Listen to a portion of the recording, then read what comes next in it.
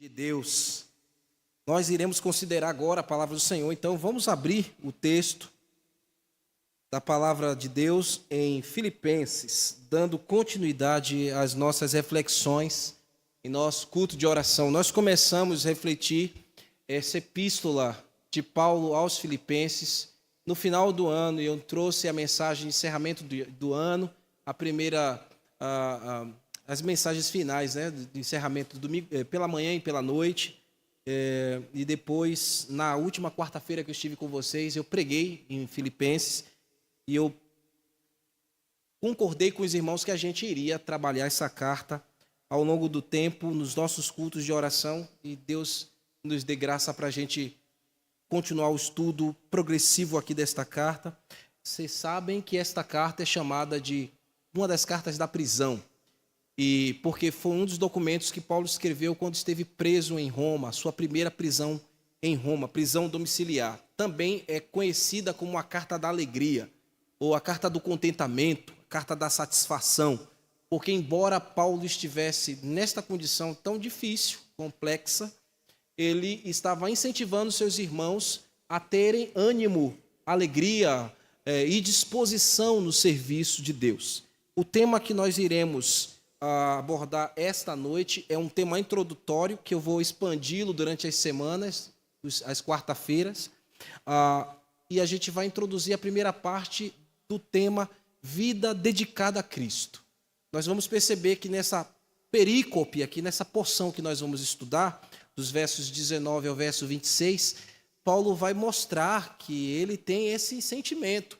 A sua vida está dedicada a Deus. Ele quer transmitir isso também aos seus leitores, os seus irmãos, que ele enviou esse documento, inspirado porque foi o Senhor que tomou esta pena que Paulo escreveu e deixou aí o registro sagrado para a nossa edificação. Então vamos à leitura de Filipenses capítulo 1, verso 19 ao verso 26. A gente vai fazer a leitura dessa porção. Nossa concentração ficará apenas hoje no verso 19, tá bom? A gente vai considerar o texto, a leitura, mas vamos nos concentrar apenas no verso 19, onde iremos aqui debulhar um pouco esse verso e procurar ver o que Deus tem para falar conosco. No final, eu vou trazer algumas aplicações quanto ao que nós estaremos conversando. Então, vamos à palavra de Deus. Aí, sentadinhos mesmo, olhinhos no texto. Porque estou certo de que isto mesmo, pela vossa súplica e pela provisão do Espírito de Jesus Cristo, me redundará em libertação, segundo a minha ardente expectativa e esperança de que em nada serei envergonhado, antes, com toda ousadia como sempre, também agora, será Cristo engrandecido no meu corpo, quer pela vida, quer pela morte. Porquanto, para mim, o viver é Cristo e o morrer é lucro. Entretanto, se o viver na carne traz fruto para o meu trabalho, já não sei o que hei de escolher. Ora, de um outro lado, estou constrangido, tendo o desejo de partir e estar com Cristo, que é incomparavelmente melhor. Mas, por vossa causa, é mais necessário permanecer na carne. E, convencido disto, estou certo de que ficarei e permanecerei com todos vós para o vosso progresso e gozo da fé, a fim de que aumente, quanto a mim, o motivo de vos gloriardes em Cristo Jesus pela minha presença de novo convosco. Amém. Irmãos, é maravilhoso quando podemos aprender sobre dedicar a nossa vida ao máximo como motivo de louvor para a glória de Deus. A gente precisa ter esse sentimento mesmo diante das circunstâncias da vida, porque cada vida em um certo ponto, cada vida aqui dos meus irmãos, em um certo ponto isolado, assim por dizer, tem uma história, tem uma circunstância peculiar. Então, dentro de nossas adversidades, quaisquer sejam elas, nós podemos aprender dedicando a nossa vida a Deus, dedicando o nosso viver e tudo que nós somos a Cristo. E assim aprenderemos a lidar com as adversidades, no nosso particular, no nosso individual, nesse sentido falando. E olhando para esse texto aqui, Paulo escreveu aos nossos irmãos, quando os irmãos que habitavam lá na cidade de Filipe, e ele lá preso em Roma, ele escrevendo, nós também podemos aprender e a extrairmos nesta perspectiva de que nós podemos dedicar a nossa vida ao Senhor, mesmo em situações difíceis, inóspitas, situações complexas. O fim da nossa vida, em todas as circunstâncias, é a glória de Deus. Então, olhando para a sua vida, no seu prisma, a situação que você atravessa, particular, uma falta, algo que você está padecendo, sofrendo, ou que você está temendo, é nesta adversidade, ou nessa peculiaridade, o fim destas coisas é a glória de Deus, meu irmão. Deus coloca estas coisas, permite, no sentido da nossa própria linguagem, né? Permite estas coisas, o fim é para a glória do nosso Deus. E o verso 19 está intrinsecamente conectado ao verso 18, 17, 16, os outros versos que nós já estudamos aqui anteriormente. Porque Paulo começou dizendo que o que importa é que Cristo seja anunciado. O que importa na nossa vida é que todos conheçam a Cristo. Que cada situação da nossa vida aponte Cristo para as pessoas. Na nossa resistência, em resistir ao pecado, em resistir ao sofrimento, em resistir às dores, às batalhas, às lutas, importa que Cristo seja glorificado. E está dentro deste contexto aqui também. Paulo é prisioneiro de Cristo, ele se chamou de escravo, lembram? Eu e Timóteo, escravos de Cristo Jesus, em algemas. Importa que Cristo seja anunciado. Importa que Cristo seja conhecido. Muito embora, para este propósito, Cristo ser conhecido, a própria reputação de Paulo tivesse de ser maculada. Olhe para você e imagine que talvez o seu próprio nome, a sua própria reputação, de certa maneira, tenha de ser afetada, mas para isso Cristo tenha que ser conhecido, será um motivo de louvor à nossa vida, será um motivo de glória para o Senhor. Mesmo que nossa reputação seja afetada, ao passo que Cristo seja conhecido. Muito embora Paulo falasse isso, veja que o verso 18, lá no verso 18, se você olhar rapidinho, você vai ver ele falar, quer por pretexto, quer por verdade. Ou seja, mesmo que na individualidade, na inveja, algumas pessoas estivessem pregando a Cristo por pretexto, ou se fosse por verdade, importava para Paulo que Cristo fosse conhecido. Ele falou também no versículo 15, mesmo fazendo de boa vontade. Então ele falou também daqueles que estavam pregando a Cristo com bom ânimo, com verdade. Importa que Cristo seja glorificado. Irmãos, nesse momento da história, você sabe, Paulo é prisioneiro e ele disse, olha, por causa dessas algemas e dessas prisões, toda a casa de César foi evangelizada. Então, toda a guarda pretoriana também. Eu mostrei para os irmãos que a guarda pretoriana era aqueles soldados exclusivos que serviam mais de perto a César. E ele não estava dizendo somente aqueles, mas todos quanto cruzassem o seu caminho, inclusive os da casa de César. Lá no final do livro ele vai dizer isso, que os da casa de César vos saúdam, mostrando que houve conversão àqueles que habitavam a família do imperador. E aqui no verso 19, Paulo faz uma citação. Há uma citação aqui, meus irmãos, que nos dá prova da consciência que Paulo tem dos seus sofrimentos. E não foi uma consciência que chegou somente quando ele esteve na prisão. É uma consciência que ele vem, já havia concebido e que ele vem nutrindo. Nós não passamos a perceber que Deus é grande ou poderoso quando a gente está encurralado em uma situação difícil. Deus é grande e poderoso muito antes disso. Ele é grande e poderoso eternamente. E a nossa compreensão deste Deus grande, poderoso e soberano tem que perpassar todas as situações da nossa vida, sejam as boas situações ou as situações mais complicadas. E ele vai fazer uma citação aqui mostrando para nós que ele está muito bem compreendido disto. E vejam comigo como ele fala isso de maneira convicta. Põe os olhinhos aí, verso 19. Vamos debulhar esse verso aí.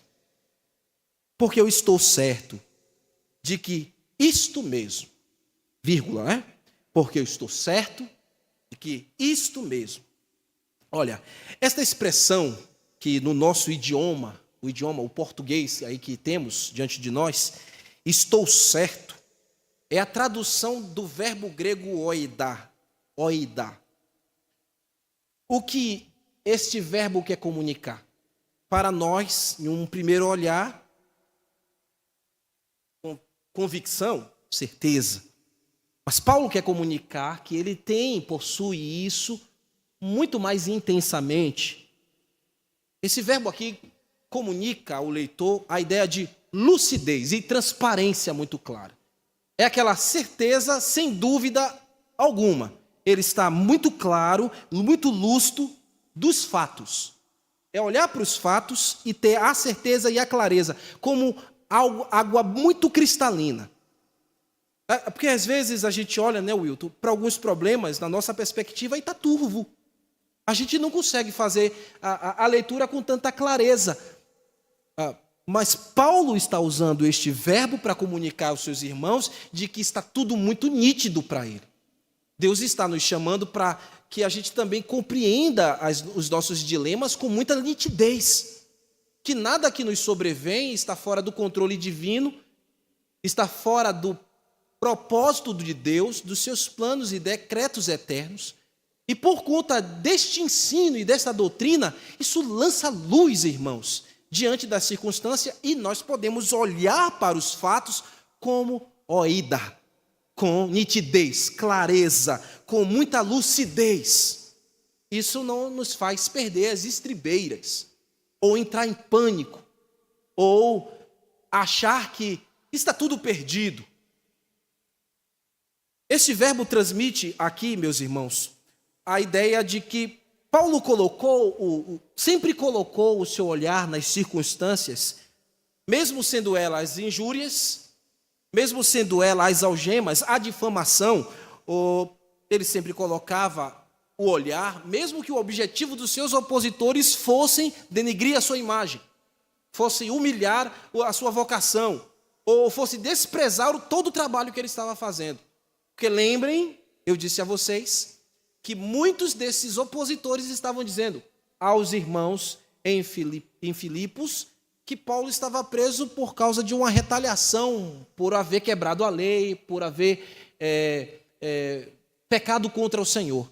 E não é nada disso. Este verbo aqui, irmãos, que foi traduzido estou certo, é muito importante para a nossa interpretação neste texto, porque comunica a ideia de sapiência, de sabedoria. Comunica a ideia de que nós sabemos pela sabedoria de Deus, por Deus iluminar o nosso coração, por Deus derramar luz naquilo que está turvo diante dos nossos olhos, e agora temos sapiência, temos conhecimento com muita clareza. Paulo tinha isso. O meu ministério está muito claro diante dos meus olhos. O que eu tenho feito está muito claro diante de mim. O que você está vivendo precisa estar muito claro diante dos seus olhos, para que você continue louvando e engrandecendo a Deus em todo o tempo da sua vida. E não somente isso, meus irmãos. Acompanhe comigo como ele continua construindo aqui o que vai se somando a esta certeza absoluta, essa certeza muito sábia, absoluta no coração deste homem de Deus. Paulo, apóstolo dos gentios, ele continua dizendo, olhem comigo, pela vossa súplica. Então, ele está certo porque ele tem luz do Senhor, e aí ele adiciona uma informação, também pela vossa súplica, pela vossa súplica. A palavra súplica aqui é para nos dirigir à intenção daquela oração que está carregada por sentimentos. Aquela oração que está carregada de profundo amor, que está carregada de carinho, aquela oração que os irmãos em Filipos estavam dedicando ao Senhor pela vida do apóstolo Paulo. Então, os cristãos piedosos, quando souberam que o nosso irmão Paulo estava aprisionado em Roma, desde a sua prisão lá em Jerusalém, passou por Cesareia, lembra? E desembocou lá em Roma por propósito divino. Lembra que no meio daquela tempestade, quando o barco onde ele estava indo para Roma em prisão veio a naufragar, antes deles chegarem até a ilha de Malta, o Senhor falou para ele, através de um anjo que lhe apareceu à noite: importa que você chegue lá em Roma, e que ninguém iria morrer. Então, o propósito de Deus estava seguindo na vida desse nosso irmão. E ele está aqui evocando essa realidade, dizendo que as orações dos nossos irmãos estavam contribuindo para esse processo também, aonde ele estava sendo sustentado pela oração dos seus irmãos. Paulo tinha outra certeza muito clara de que estava sendo sustentado pela oração dos seus irmãos. Ele descreve mais aqui o que se soma a esta convicção. Convicção de que Deus o havia escolhido para que o nome de Cristo fosse conhecido, convicção de que a oração dos seus irmãos estava fortalecendo este servo de Deus nos momentos da sua aflição. E ele fala aqui no verso 19 também: e pela provisão do Espírito de Jesus Cristo. Então, olha, irmãos, convicção muito clara de que a sua vida está seguindo um propósito de Deus diante de todas as circunstâncias. É o que Paulo está muito claro. Estou claro disso tudo, a todas as circunstâncias. Estou certo de que a oração dos irmãos tem me sustentado. A oração dos santos, a oração dos servos do Senhor tem sustentado, estava sustentando aquele homem. E agora ele dá outra informação: e pela provisão do Espírito de Jesus Cristo. E isso é muito belo. Porque essa expressão aqui, o Espírito de Jesus Cristo, é uma outra forma do apóstolo Paulo falar a respeito da pessoa divina do Espírito Santo de Deus. A terceira pessoa da Santíssima Trindade, e falar o Espírito de Jesus Cristo, em momento algum Paulo está diminuindo a natureza ou diminuindo a essência da terceira pessoa da Santíssima Trindade. É uma outra maneira que Paulo utilizava para se referir à pessoa do Espírito Santo. Abram comigo alguns textos só para que isso fique mais claro para os irmãos, que ele está se referindo ao Espírito Santo de Deus. Isso é algo comum na teologia de Paulo, teologia paulina, como a gente chama. Abre comigo, por favor, Romanos capítulo 8, versículo 9. Em Romanos capítulo 8, versículo 9, ele está falando também a respeito do Espírito Santo quando ele diz assim: vós, porém, não estáis na carne, mas no Espírito, se de fato o Espírito de Deus habita em vós. E se alguém não tem o Espírito de Cristo, esse tal não é dele. Olha a expressão ali, Espírito de Cristo. É a mesma ideia de Espírito de Jesus Cristo. E no contexto aí de Romanos 8, 9, ele está falando da pessoa divina do Espírito Santo. Mas não somente esse texto. Vai comigo em Gálatas, capítulo 4, versículo 6. Você vê Paulo, mais uma vez, fazendo menção do Espírito Santo, usando outra forma, outra terminologia. E porque vós sois filhos, enviou Deus ao vosso coração o Espírito do seu Filho, que clama, Abba, Pai. Veja também em 1 Coríntios, capítulo 2 Coríntios, capítulo 3, verso 17. Então, quando vocês, meus filhotinhos, verem esse detalhe, entendam que Paulo está falando da pessoa do Espírito Santo, tanto Deus como Deus Pai, como Deus Filho. E aí ele fala em 2 Coríntios 3,17. Ora, o Senhor é o Espírito, e onde está o Espírito do Senhor, aí a liberdade. Quando Paulo falou que haveria provisão do Espírito de Jesus Cristo, e você sabe muito bem que ele está falando provisão do Espírito de Deus. Ele usou aqui, meus irmãos, uma palavra grega que, com essa expressão provisão, que remonta diretamente ao que o Espírito Santo está fazendo, né? O Espírito Santo é o agente da provisão.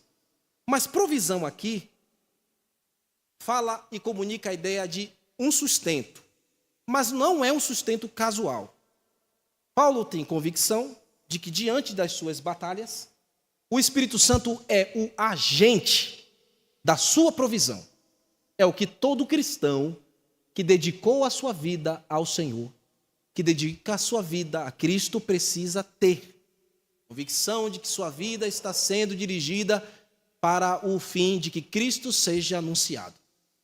Convicção de que sua vida está sendo sustentada pelas orações dos justos. Convicção de que o Espírito Santo de Deus é aquele agente da provisão da sua vida. O Espírito Santo provém a sua vida. E esta expressão grega, que foi traduzida para o nosso idioma na expressão provisão, que você está vendo aí no verso 19, é a expressão grega epikros-regia. Epikros-regia. O que epikros-regia quer dizer? Quando um leitor aqui do Novo Testamento olhava para esse texto, ele compreendia, porque é um sustento abundante e generoso. Então não é um sustento apenas para socorrer por um momento. A ideia aqui é um sustento perene.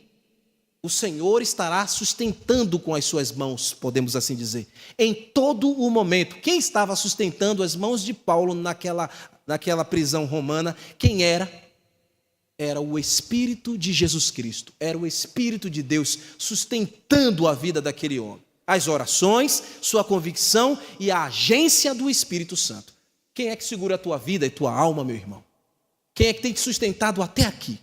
Quem vai sustentar você todo esse ano, em todas as batalhas que você vai travar, que você vai atravessar, não será outra pessoa. Será a pessoa divina do Espírito de Jesus, ou seja, o Espírito Santo de Deus é que suprirá a sua vida, sustentará a sua vida com muita generosidade e com muita abundância. Esse sentimento, para aquele que dedicou a sua vida a Cristo, precisa estar presente sempre, mesmo nas situações mais inóspitas, porque é fácil a gente esquecer, viu? É fácil a gente abandonar isso aí, viu? É fácil a gente olhar para o momento, para a circunstância e para a dificuldade toda. A gente olha para tudo aquilo ali e acha que não tem solução, que não tem provisão, que não tem proteção, que não tem ninguém orando pela gente. Mas quando você estiver aí nas suas batalhas, alguém estará orando por você.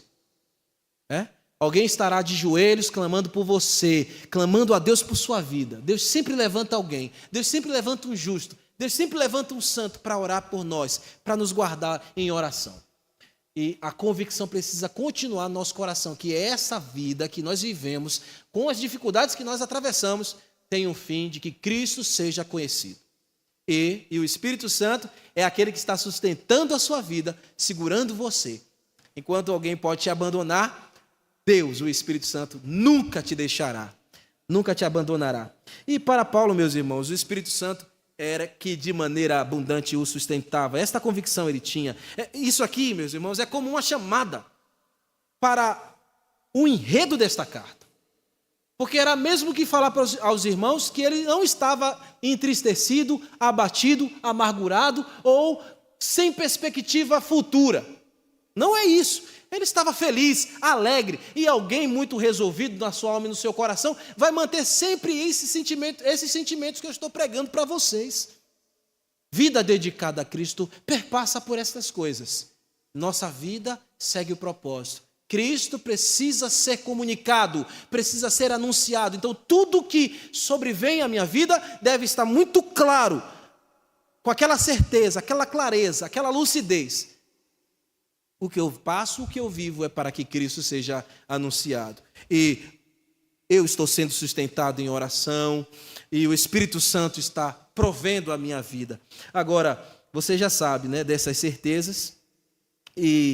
Só que no final do verso, ele vai nos dar uma informação aqui muito rica. Olhem comigo. Ele diz que me redundará em o quê? Libertação. Me redundará em libertação. Vários comentaristas, irmãos, quando olham para isto aqui que Paulo escreveu, têm por plena certeza de que ele está fazendo uma citação. Lembra que Paulo fez uma citação que eu disse? Aqui está a citação.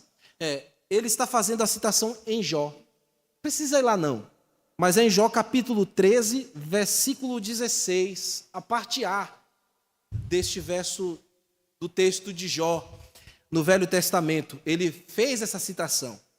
Lá está escrito assim: também isto será a minha salvação. Esta frase aqui está lá em Jó, está sendo ecoada aqui em Filipenses.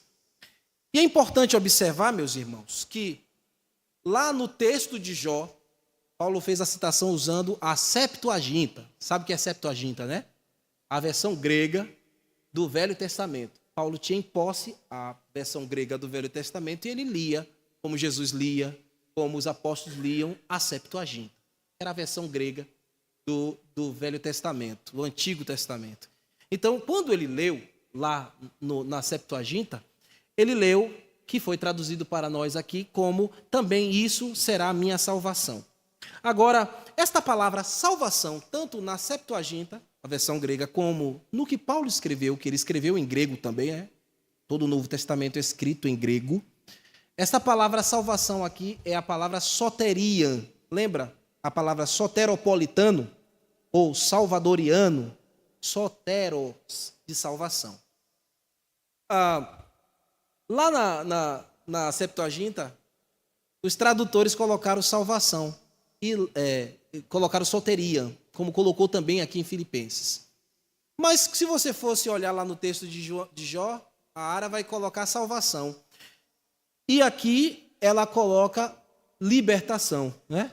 Então são duas palavras aí, salvação e libertação. Por que eles fizeram isso, né? O pastor está dizendo que ele usou a mesma citação de Jó, porque lá eu vejo salvação, aqui eu vejo libertação. Por que isso? Dois motivos, irmãos, basicamente, para que a gente possa ter maior clareza. Primeiro, porque soteria, que você sabe, salvação e libertação, é o mesmo significado na semântica. Ou seja, no campo semântico da palavra soteria, está lá dentro o significado também libertação. Como também está lá dentro o significado de resgate, vitória. Você também pode usar soteria para falar de vitória ou de resgate. Em contextos mais específicos também pode falar de salvação espiritual. Não é o caso aqui, nem em Filipenses e nem em Jó. Não é um problema de salvação ou libertação espiritual. Não é isso. É uma questão de sofrimento. É questão de dificuldade. É que Deus vai dar salvação, ou vai dar vitória, ou vai dar livramento, ou vai dar resgate dos momentos mais angustiosos da nossa vida. Ele vai fazer assim. Segundo, por que eles colocaram libertação aqui e não salvação lá? É para que na nossa leitura ficasse muito clara mesmo de que a intenção de Paulo não é uma intenção de libertação no sentido de salvação espiritual. De salvação de um problema que ele estava atravessando, uma situação complicada. Porque lá em Jó é mais fácil você compreender o contexto todo de Jó, é sofrimentos, né, de Jó. Então, os tradutores escolheram fazer assim, tá bom? Ficou claro para vocês? Então, quando Paulo está citando ou ecoando as palavras de Jó aqui em Filipenses, ele está se referindo aos seus sofrimentos, assim como Jó também estava se referindo aos seus sofrimentos. Quem dedica a vida a Deus, meus irmãos, não desconsidera os sofrimentos. Sabe? Sofrimentos não podem ser desconsiderados. Deus nos dará força para vencê-los. Nos dará vitória, nos dará libertação. Mas a gente tem que olhar para eles. A gente tem que ter convicção e clareza do que está acontecendo. E Paulo utilizar essa citação aqui de Jó é o mesmo ele está carregando o mesmo sentimento que Jó estava carregando nos momentos da sua angústia, que é o mesmo sentimento que você, colocando seus olhinhos nesse texto, precisa ter. É isso que Paulo tem no seu coração quando ele evocou as palavras de Jó aqui para que os filipenses lessem, para que eles entendessem que Paulo carrega o sentimento e que eu e você que lemos esse texto precisamos carregar a mesma intenção, a intenção de vindicação. O que é isso, vindicar? É que no meio dos nossos sofrimentos, mesmo que quando se levantem opositores contra nós, que venham falar mal a nosso respeito, como o que estava acontecendo com Paulo, Deus nos vindicará. Assim como Deus vindicou a vida de Jó, quando alguns amigos estavam dizendo que Jó estava padecendo porque havia pecado. Lembra disso? E era errado essa concepção. Deus mostrou que não foi isso. Foi o seu propósito divino e sua soberania. E Paulo está dizendo que ele está preso, ou está sendo ridicularizado por alguns opressores. E qualquer circunstância que ele estivesse passando, Deus o vindicaria, ou seja, diria que o seu servo está no lado da verdade. Vindicar aqui é a certeza de que aqueles que dedicaram a sua vida a Cristo saberá que Deus se levantará, o defenderá e declarará que a sua vida está do lado da verdade. Então, irmão, mantenha-se firme nos momentos das circunstâncias mais difíceis, porque Deus vindicará a sua vida, Ele valerá, Ele provará que você está do lado da verdade, está do lado do propósito dEle. Paulo está dizendo isso aqui, é para dizer que mesmo nos meios dos meus sofrimentos, o Espírito Santo está comigo, Deus está comigo, Ele me valerá e Ele me sustentará, mesmo que seja a providência mais terrível, porque Deus envia terríveis providências para os seus servos, mas o sentimento de vindicação precisa estar conosco, amém? Precisa estar em nós, irmãos, e assim que deve ser, porque dedicamos a nossa vida a Cristo, nós entregamos a nossa vida a Ele, foi ou não foi? Você entregou a sua vida a Ele, você se ofereceu a Ele, e Ele lhe vindicará, Ele lhe defenderá, Ele lhe sustentará. Lembrem-se que Paulo não está lamentando quando ele fala isso. Quando ele está dizendo que isso tudo me redundará em libertação, ele está comunicando, na citação de Jó, que Deus é o seu juiz, seu santo e justo juiz, e que Ele lhe defenderá. Tanto no Antigo Testamento quanto no Novo Testamento, tanto em Jó quanto aqui em Paulo, esses homens falar desta maneira não é arrogar para si algum benefício próprio, ou não é arrogar para si alguma virtude de mérito próprio, mas não, é a clareza de que Deus está trabalhando a seu favor. Quem entregou a sua vida a Cristo e está dedicando a sua vida ao Senhor, tem por certo que o Senhor está trabalhando ao seu favor, que Deus está nos guardando. Então, Deus está nos livrando, Deus está nos resgatando sempre. Esse sentimento de vindicação precisa estar conosco. Agora, ele falou de libertação. Nesse sentido, você precisa olhar com mais detalhes essa palavra libertação, tá bom? Só que esse detalhe a gente vai ver só na semana que vem, tá bom? Na semana que vem a gente vai ver por que ele diz que ele vai obter, por meio dessa convicção, oração, ação da agência do Espírito Santo em ser a sua provisão, e isso vai lhe redundar em libertação. Vamos ver semana que vem que libertação mais assim, especificamente ele está tratando, tá bom? Mas deixa eu aplicar algumas coisinhas para vocês aqui. Estou pregando quase uma hora, né? Mas depois de uma férias dessa, vocês me perdoam, né? Depois de umas férias dessa que parece que nunca acaba, ou parece que nunca acabava, eu pensei, meu Deus, que hora eu vou voltar? Eu quero voltar, eu nas igrejas, visitando as igrejas, vendo os pastores pregando e meu Deus, e eu, e meus irmãos, e vendo vocês pregando, né? Obrigado, viu, Hilton? Os meninos aí, Ícaro, Lucas, Danilo, quem mais? Agnailson, né? Clerinho, Lucenildo, obrigado, viu? Vocês serviram ao Senhor, obrigado. O pastor pode sair de férias tranquilo que tem irmãos servindo bem a Deus aqui. Deixa eu aplicar isso aqui com vocês, irmãos. Vida dedicada a Cristo precisa ter intercessão. Ok? Quando Paulo fala aqui que ele está sendo sustentado por oração, é porque alguém está orando. Vida dedicada a Cristo tem que ter oração. Não tem como você vir para cá me dizer que dedicou a sua vida para Jesus e nem ora. Você orou hoje? Você só orou quando chegou aqui? Então, vida dedicada a Cristo está junto com uma vida de intercessão, vida de oração. A oração mútua também. Um orando pelo outro. É eu orar por você, você orar por mim. É eu partilhar dos seus sofrimentos na oração. Paulo estava falando também aqui que os irmãos estavam carregando suas algemas. Estava carregando o seu peso também. E isso torna o fardo mais leve. Vida dedicada por oração é ter vida de oração. E Deus, na sua providência e soberania, meus irmãos, abra os ouvidos. Nesta providência dele, ele nos deixou a disciplina da oração. Um crente que não se disciplina orando é um crente fraco. Não está fortalecido para os momentos de adversidade da vida e muito menos vai conseguir socorrer alguém.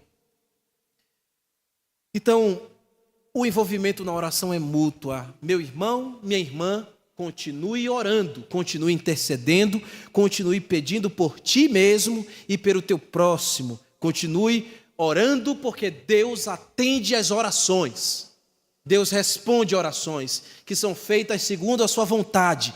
Ele responde. Deus não está surdo, seus ouvidos não estão agravados, a sua mão não está estendida, não está encolhida, está estendida para salvar. É da vontade de Deus que carreguemos uns aos outros orando e façamos isto com sentimento de amor, de afeição, com respeito e sinceridade. Quando for orar por alguém, orar pela dificuldade de alguém, orar com amor, com sensibilidade, com sentimento de carinho, de respeito por aquele que está sofrendo. Você vai sofrer junto com ele em oração. Vida dedicada de oração, meus irmãos, requer isso. Deus nos chama uns aos outros a interceder, a orarmos mutuamente e assim alcançaremos alívio, alcançaremos a alegria, tranquilidade, encorajamento, a vida satisfeita, satisfação na vida. Existem várias passagens que Paulo fala dos irmãos orando. Lá em Romanos capítulo 15 ele falou, Tiago também falou a respeito disso. Várias passagens das Escrituras falam e incentivam os irmãos a orarem um pelos outros. Outra coisa, estejamos convictos de que o Espírito Santo é o provedor. Ele é o nosso provedor maior. Então, certamente, o Espírito Santo está olhando a nossa vida nos momentos das nossas aflições. Ele está olhando a nossa vida para nos dar a provisão necessária, o que nós precisamos. Ele supre a nossa vida conforme o que nós precisamos, porque o Espírito Santo está olhando, e está cuidando e está zelando. Lembrem, ele é o Consolador. E ele está operando, fazendo, esse é o seu ministério. Essa é a sua operosidade, é isso, né? Operosidade no meio do povo de Deus, no meio da igreja. Então, se eu não te alcançar, o Espírito Santo está aí, ao seu lado, lhe alcançando. Eu posso falhar, eu tenho limitações, mas o Espírito Santo é Deus e ele não esquece, ele tudo vê e ele lhe dá força e lhe sustenta. Então, o Espírito Santo lhe faz vencer. E um vencedor contra o pecado. Quem dedicou a sua vida a Cristo, quem anda com Jesus Cristo, então anda no Espírito Santo. Vence o pecado, vence as tentações e deseja agradar a Cristo. Porque é o Espírito Santo que derrama isso nos nossos corações. Ora, ele é o agente que nos fez compreender o Evangelho. Você só é crente e só está em Jesus porque o Espírito Santo lhe fez conhecer a Jesus. O Espírito Santo iluminou seu coração e ele continua iluminando a sua vida para que você se pareça cada vez mais com Jesus Cristo, para que a sua própria vida reflita cada vez mais o caráter de Jesus. Último, quando vivemos uma vida dedicada a Deus, carregamos em nós isso que eu acabei de falar para vocês, esse sentimento que Paulo e que Jó tinha de vindicação. Vindicação é Deus se mostrando o nosso juiz e o nosso defensor. É Ele que nos defende, é Ele que nos declara que estamos do lado da verdade, é Ele que nos justifica. E assim vivemos a nossa vida espiritual, reconhecendo que a soberania e os propósitos de Deus são maravilhosos.